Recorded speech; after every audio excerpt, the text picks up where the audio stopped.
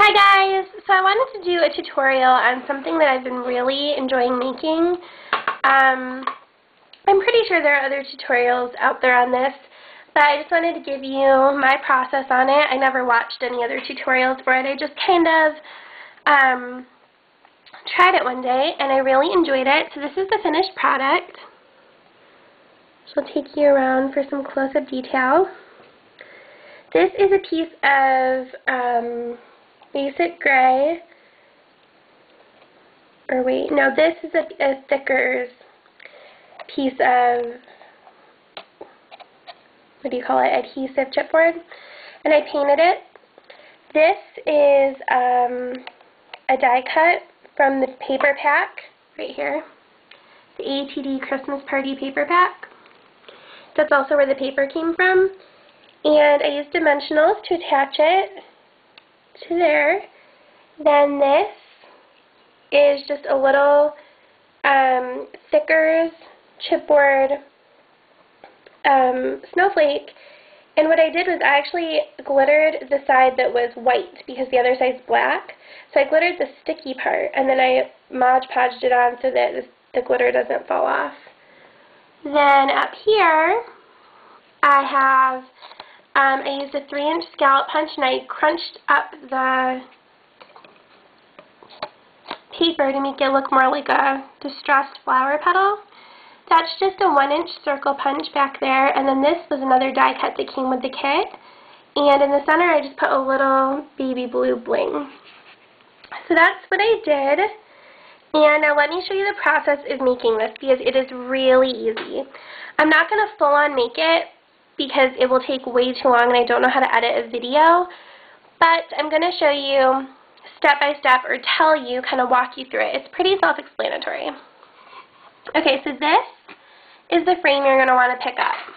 This frame is $1 at Michael's or probably Joann's or E.C. Moore. I just always get mine from Michael's. It is an 8x8 unfinished wood frame, and that's how it comes. The back has a peg, but I usually add like a sawtooth hanger to mine so that they can be hung on the wall. So that's what you're looking for, $1 at Michael's. And if you use a coupon, I guess it'd be even less than that. They have nicer frames that have glass because this one, as you can see, this is just a piece of pink background paper so you can't see through. Excuse me, I have a cold. So you can't see through, but it does not have glass, and the backing looks like this, like it stands with the peg. And that's how the back looks. So it's not the most amazing frame you'll get, but no one's looking at the back, so that's what I figure. Okay, so you start out with this frame.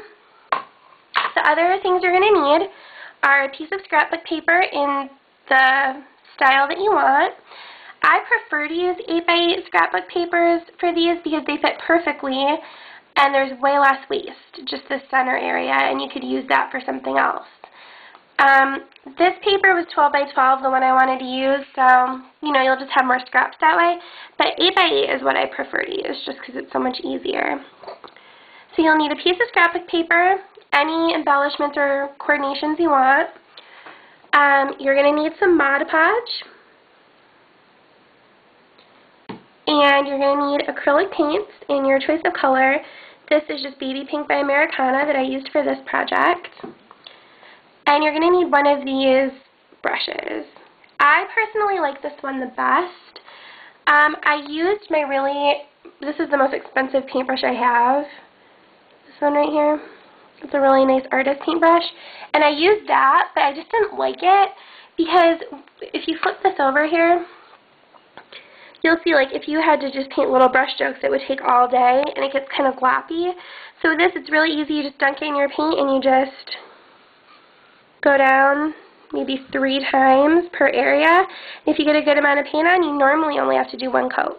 So I paint that, and then I paint up all the sides, and that's what you do first. So you paint the back and the sides. You could also spray paint if you wanted to, but I just use craft paint because it's cheap enough and it's pretty quick. So then what you're going to want to do when you have your plain frame with the back painted is you're going to want to take whatever piece of scrapbook paper you're going to be using, and I really wish I had a piece here that I could show you, but you're going to lay the frame down, and then what you're going to do is you're going to take your Mod Podge right here, and you're going to generously coat the entire front of the frame. Make sure you're really careful to get around these edges with a good amount. I mean, don't be stingy with the Mod Podge because you really want this to stick down. And I had problems with mine bubbling because I didn't get it covered here enough. So really cover these edges, even if it goes over the sides, because you're going to end up sanding in another step. So Mod Podge the whole front after the backs and sides have been painted. Take your piece of scrapbook paper and place it over the top. And then what I do is with my fingers I press it down, the scrapbook paper that would be here if it wasn't imaginary. And then you want to go ahead and take this tool, is a brayer. This is a really heavy duty one that I got for like $5 with a coupon at Joann's. And once your scrapbook paper is on top of here, imagine there's a piece of scrapbook paper. You're going to press really hard and you're really going to get in there and just keep pressing and rolling. If you need to, get a little more Mod Podge, smooth it down with your fingers until the paper is nicely adhered and there's no wrinkles or bubbles. Your paper will still be covering this middle section at this point. So to fix that, all you do is turn it over, and obviously this stuff would all be removed.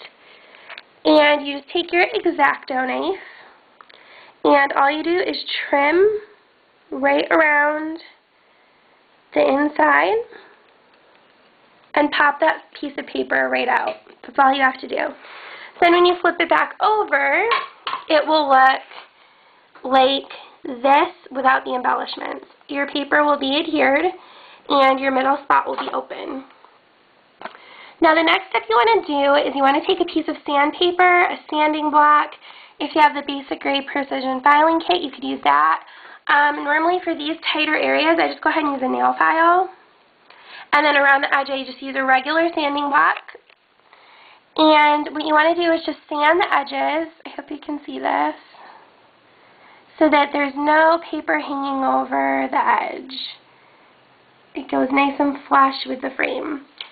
Now, after you do that, you're really done.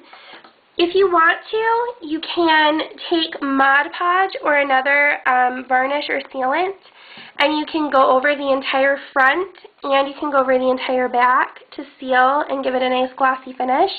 You don't have to. I actually did Mod Podge the top of this because, like I said, I had some issues with some bumps. And it just, if you Mod Podge over the top of it when it's finished and sanded, you're going to have, you know, a little bit of a shiny finish, to where if you didn't, it'd be a more matte finish. So just keep that in mind. If you use varnish or Mod Podge over it after, it'll be shiny. So if you don't like that, you'd be perfectly fine to leave it just adhered the way it is. So then what I did was I took my brush, and you can see I just kind of brought the pink paint around the front of the frame to give it kind of like a vintage distressed look, almost as if you were inking up the edges of a project to give it some dimension. And really that's it. I hope this was easily explainable since I didn't completely do it for you. If you have any questions, please just ask and I'd be more than happy to explain to you what I meant. If anything I said was confusing, since this is my first tutorial. These are really fun for Christmas gifts. They're really inexpensive and easy to make.